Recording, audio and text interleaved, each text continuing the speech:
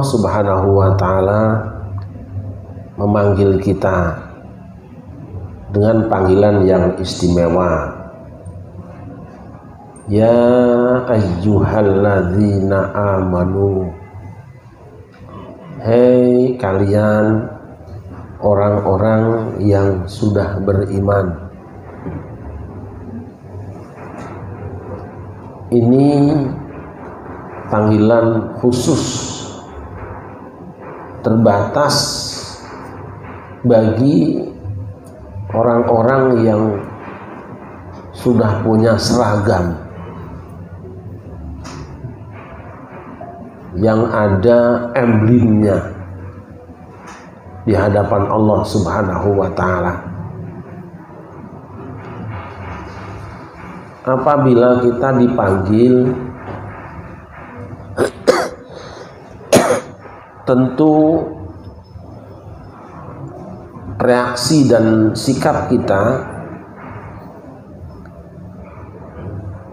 dipengaruhi oleh bagaimana pandangan kita kepada yang memanggilnya.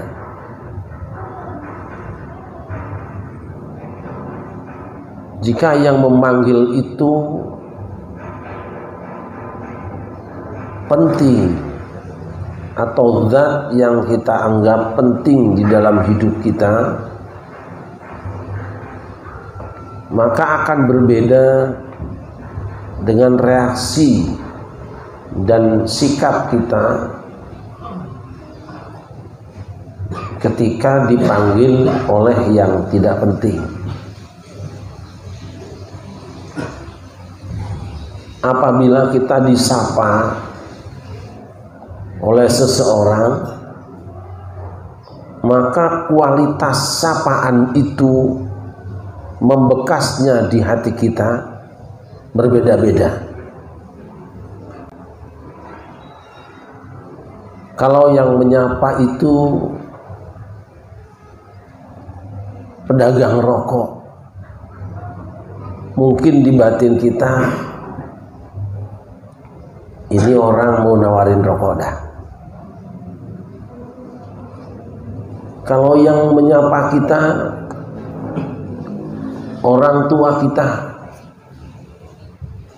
berbeda dengan kalau yang menyapa kita anak dan cucu kita. Ketika dipanggil oleh pimpinan kita, tentu kita punya rasa bangga. Tapi kalau kita di WA diseru, walaupun pakai assalamualaikum, tapi yang manggil itu pinjol, pasti yang muncul deg-degan. Malah kalau bisa seumur hidup jangan pernah ada panggilan pinjol. Saya agak curiga yang diam itu malah justru korbannya.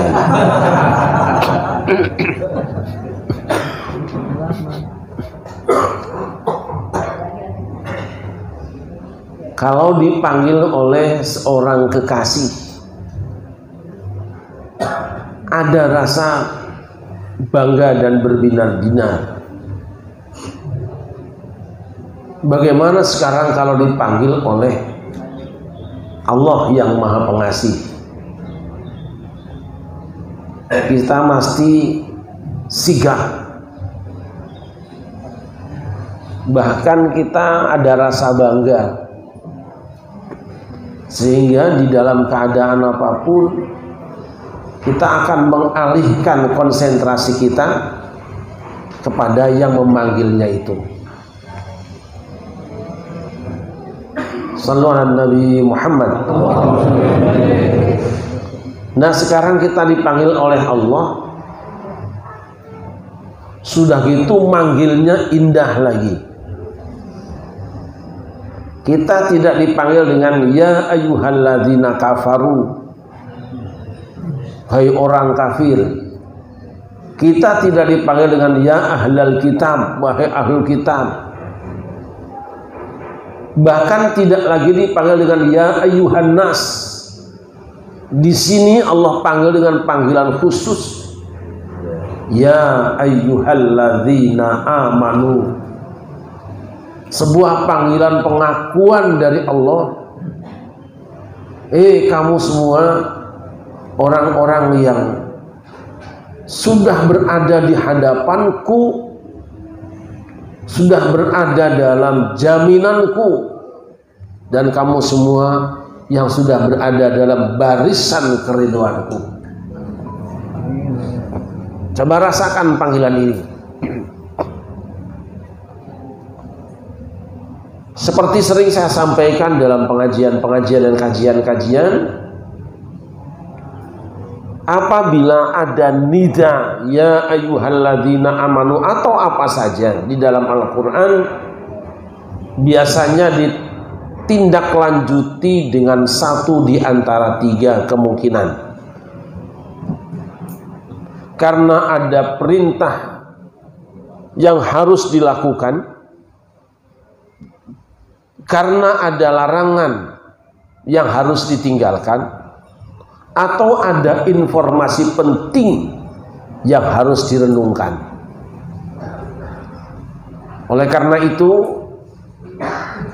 karena kemungkinan akan ada perintah setelahnya, atau ada larangan sesudahnya, atau ada sesuatu yang penting di depannya, maka sampai pada ya ayyuhalladzina amanu, kita konsentrasikan penuh hati dan pikiran kita, bahkan kita persiapkan badan kita untuk mewujudkan apa yang akan disampaikan pada kalimat berikutnya.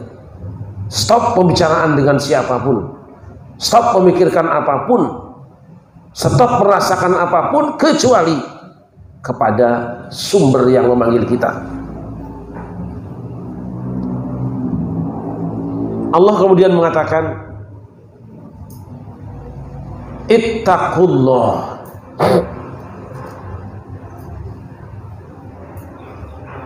jagalah hubungan baikmu dengan Allah. Jangan mengecewakan Allah. Jangan melanggar larangan Allah. Jangan mengabaikan perintah Allah. Dan jangan kecewa dengan kebijakan Allah. Sebab itu semua yang akan membuat Allah tidak terjaga hubungan baiknya dengan kamu. Dan posisimu di hadapan Allah akan bergeser atau mungkin berpindah. Lakukan itu. Orang sering mengartikan bertakwalah kepada Allah, tapi makna takwa yang sebenarnya adalah wiqayah, memproteksi diri dari apa yang akan menghambat hubungan kita dengan Allah. Jaga dirimu. Ketika Rasulullah SAW diminta memberikan sambutan dalam pelantikan Mu'adz bin Jabal menjadi gubernur di Yaman, apa kata beliau? Pesan yang pertama, ittaqillaha haitsuma kunt. Kamu hanya boleh takut kepada Allah. Kamu hanya bertakwa kepada Allah dimanapun kamu berada. Karena apa? Ketika di Madinah ada Rasulullah, ada keluarganya, ada tetangganya. Tetapi sekarang dia diangkat dari gubernur di Yaman, jauh dari keluarganya, jauh dari pandangan Rasulullah, jauh dari penglihatan tetangganya. Jika perbuatan baik dan buruk mempertimbangkan Rasul tentang keluarga dan tetangganya, niscaya ringan kita melakukan kejahatan. Jadi berusaha. Kalau istilah dalam tambih Surya Alaya itu ada kalimat, ulah ayat carekeun agama jeung carekeun negara. Sampai ada ucapanmu, perbuatanmu, bahkan rasamu yang membuat Tuhan kecewa sehingga dia mengusirmu dari sinya. Kemudian pesan yang kedua kata Allah, wal tanzur nafsun, hendaknya siapapun yang berstatus nafsun, siapapun yang masih sadar bahwa ini adalah diri, Syarif Rahmat nafsun, Awang nafsun, Haji Mahali nafsun, Bung nafsun, kita ini adalah nafsun, diri. Hendaknya siapapun yang masih merasa diri, setiap diri memperhatikan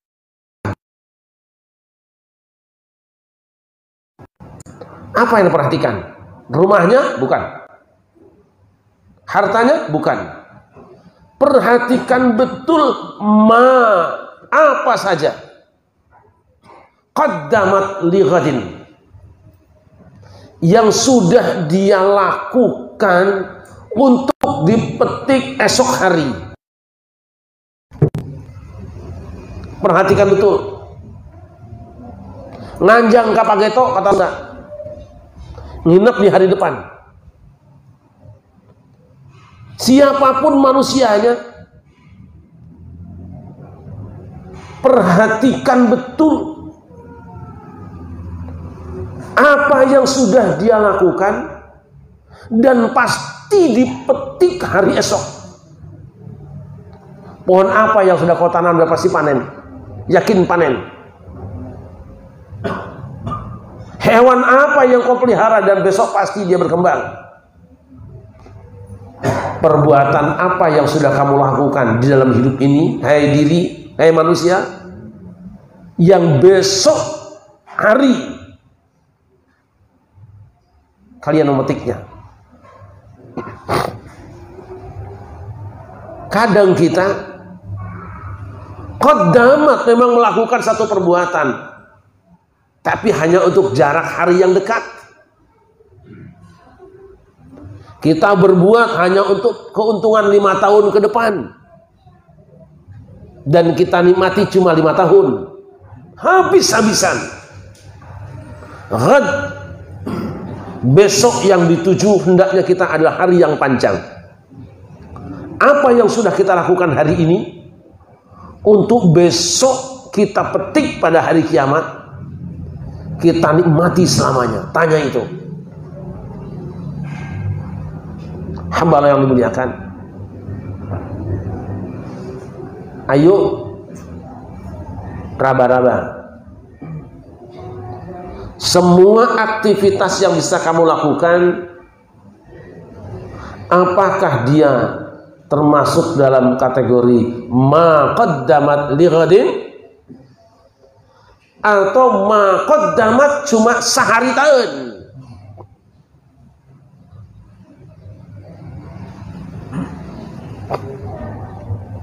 Maka hal pertama yang harus kita lakukan adalah bahwa segala amal perbuatan yang kita lakukan, segala aktivitas kita mulai dari bangun tidur sampai tidur lagi, menghasilkan pahala. Minimal merawat, jaga hubungan baik dengan Allah, tidak merusak hubungan dengan Allah. Sallu ala Nabi Muhammad. Sallu ala Muhammad. Tidurmu apa ada hasilnya hari kiamat nanti? Atau tidurmu hanya menghasilkan kenyang saja hari ini?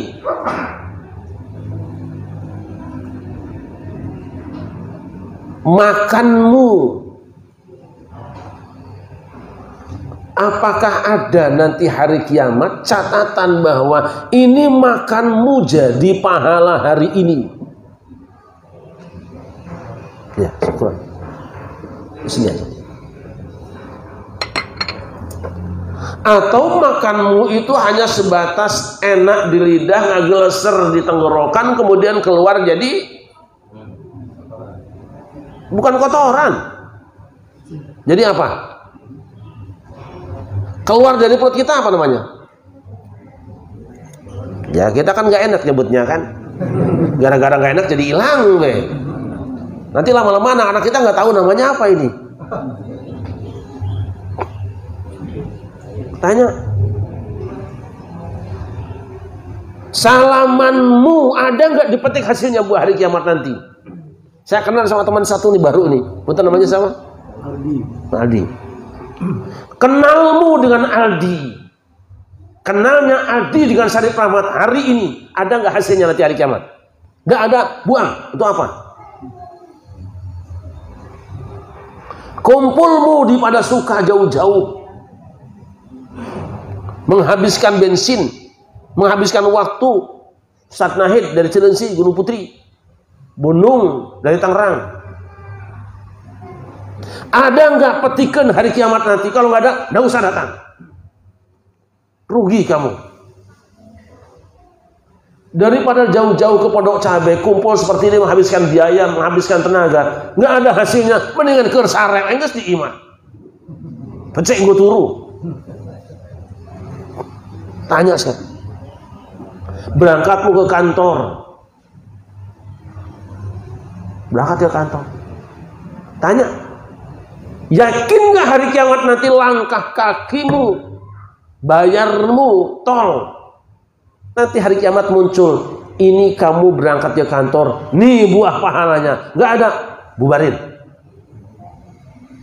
Ini kudu kencang begini. Maka lakukan. Satu, engkau harus tahu dengan apa satu perbuatan itu bernilai ibadah dan mendatangkan pahala. Karena kata para ulama, kan min amalin yatasawwaru bi surati a'malid dunya fa sara min a'malil akhirah bi husnin niyyah. Tidak sedikit perbuatan yang tampilannya tampilan dunia, tetapi dia menjadi amal akhirat bernilai ibadah, ada pahalanya bi husnin niyyah, karena baiknya niat. Apa motivasimu? Ini pertama, jaga ini. Niat itu bagaimana? Wa ma umiru illa liya'budullaha mukhlishina lahuddin. Mereka tidak diperintah kecuali mereka menghambakan diri kepada Allah. Jadi bagaimana makan kita, tidur kita, silaturahim kita itu bernilai apa? Penghambaan di hadapan Allah. Kalau mau nilai penghambaan di hadapan Allah Subhanahu wa taala, makanmu, tidurmu, kerjamu mau bernilai penghambaan di hadapan Allah, mau bernilai Allah, maka syaratnya dua. Satu, kerjakan ikhlas karena Allah. Kedua, lakukan sesuai dengan tuntunan Allah. Salah satunya hilang, gagal meraihnya kita. Orang baca Quran, jelas perintah Allah. Tapi apakah setiap orang yang membaca Al-Quran pasti karena Allah? Tapi apakah setiap orang yang membaca Al-Quran sesuai dengan ketentuan Allah? Ini cara bacanya begini. Hese. Jangan pernah berpikir kita bahwa ketika kita membaca Quran pasti masuk surga. Belum tentu. Lihat dulu dua sisi. Karena Allah atau tidak, sesuai dengan ketentuan Allah apa tidak. Sebab banyak orang yang karena Allah tapi bacanya nggak benar, nggak sesuai tuntunan Allah. Kenapa saudara? Karena baca Quran itu sama seperti orang yang berjalan di jalanan, ada rambu-rambunya.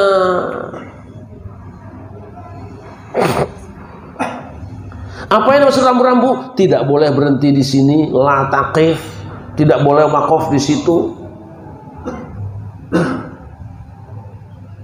Itu ada juga apa? Di kawasan jalur kilometer sekian, kecepatan paling sekian kilometer per jam, tidak boleh melebihi sekian. Sekarang sudah ada kamera. Ada kata-kata huruf-huruf di Quran yang paling panjang cuma sekian madnya, ada yang kepanjangan, kena itu dia.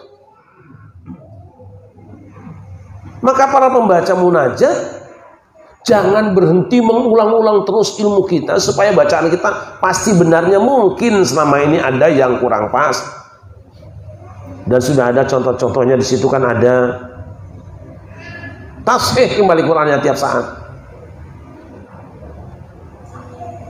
Ini Nggak nyinggung siapa-siapa ya, nyinggung saya sendiri. Kalau yang tersinggung berarti kan memang parah itu.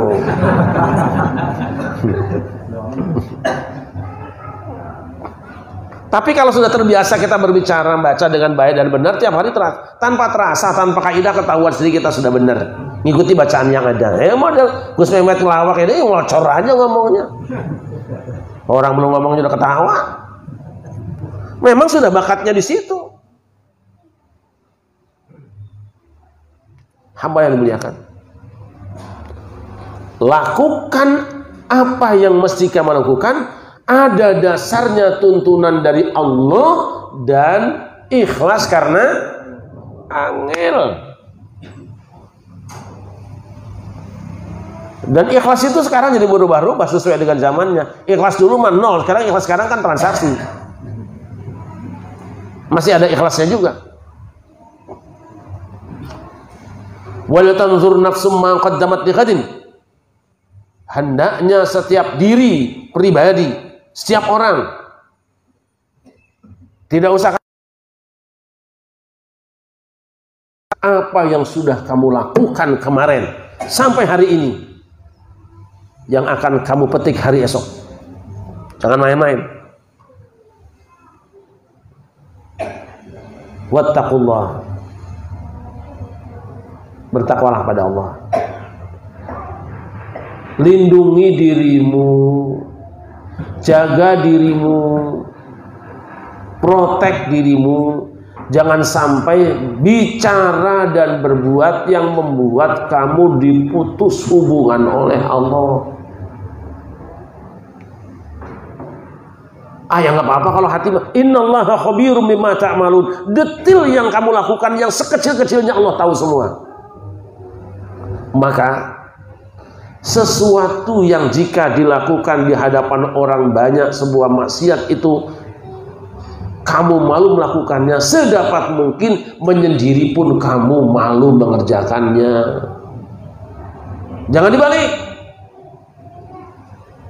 Di hadapan Allah zikir semangat, di hadapan orang banyak zikir semangat, sendirian nggak pernah zikir pisan. Kita terbalik.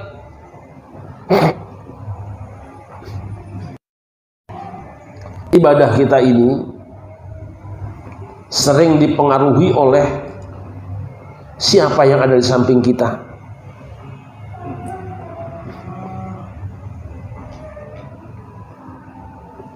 Kalau misalnya teman-teman saya, Ustaz Somad misalnya, ketika tayang di televisi sedang meruqyah orang, ada gangguan jin, kan mesti pakai silat, itu namanya tayangan.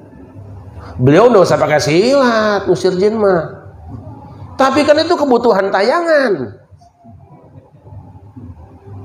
itu nggak bisa disalahkan. Ya kalau cuma ruqyahnya duduk gini aja, siapa yang nonton? Itu tuntutan. Tapi jangan dibully, itu kan bohong. Nggak ada bohong di situ.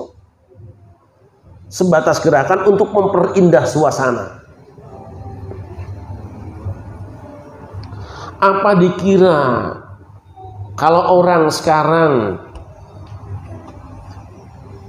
mengumandangkan azan bisa dipetik hari kiamat?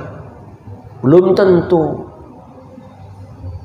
Lakukan azan yang itu adalah agama. Satu, ikhlas karena Allah. Yang kedua, azannya sesuai tuntunan Allah.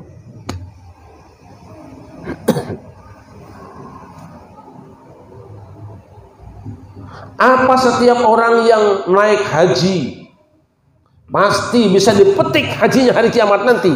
Belum tentu. Syaratnya kerjakan hajinya karena Allah dan hajinya sesuai tuntunan. Orang ikhlas banget, tapi wukuf di Arafahnya tanggal 2, mumpung sepi katanya. Dan terima.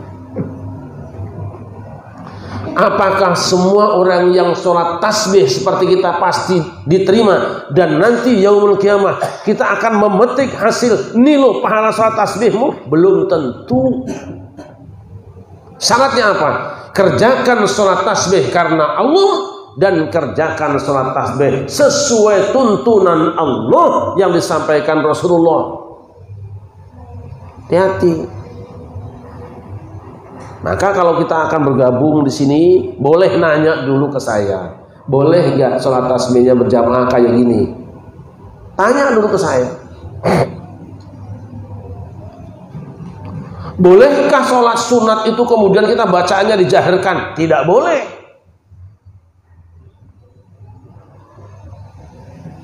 Misalnya sholat tasbih kita nih, Allahu Akbar, Subhanallah, Allahu Akbar, Subhanallah, tidak boleh.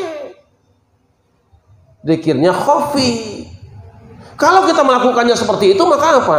Bisa jadi kita ikhlas tapi tidak sesuai syariat Allah, ketentuan Allah. Yaumul qiyamah kita nggak akan metik. Malah kalau dikerjakan berulang-ulang, statusnya ibadah kita menjadi bid'ah, bukan dapat pahala, bahkan dapat bala. Umpamanya baca Quran,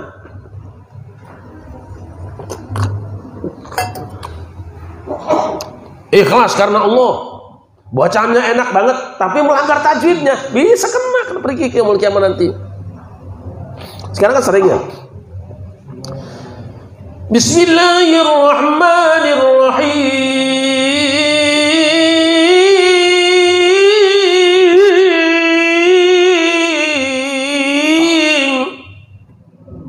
Benar nggak? Hah? Mad arid li sukun itu paling panjang ya 6 harokat, isba lebih dari itu melanggar ketentuan Allah. Jangan asal enak. Allah. Kadang-kadang kita karena merasa pingin lidahnya pingin fasih banget, ya salah. Ar-Rahmanir-Rahim. Terus kita harus belajar menata hati supaya benar-benar dalam beribadah itu yang hadir hanya Allah, dorongannya semata-mata karena Allah, dan yang kedua terus ngaji supaya yang kita lakukan sesuai dengan tuntunan Allah. Nah, perhatikan hamba Allah, apa yang sudah kita lakukan dari hari kemarin sampai hari ini, yang nanti setelah kita diambil oleh Allah, kita memetik hasilnya hari kiamat. Jangan-jangan zero semua, jangan-jangan zong semua. Yuk, masih ada waktu, masih ada kesempatan. Ya, kita kan gitu juga kondangan. Kalau sama orang kecil mah kecil banget, tapi kalau sama jenderal gede. Mau jenderal nggak butuh duit sebetulnya. Mau kondangan sama RT cuma 5.000, sama camat 200.000. Camat mau udah kagak butuh duit, yang penting ATM-nya penuh gitu doang. Nah, itu latihan ikhlas. Kalau ikhlas itu nggak pengaruh ya, nggak ngaruh oleh saya juga. Ambalan muliakan. Inilah sekedar saling mengingatkan kita semua, muslim ada yang ahli. Jadi ayo kita, bahwa kita kumpul itu memang karena Allah. Mari selama kita kumpul bareng menasihati, saling mengingatkan bagaimana supaya semua kita lakukan benar-benar sesuai dengan tuntunan Allah, sehingga dapat mengundang keridhaan Allah.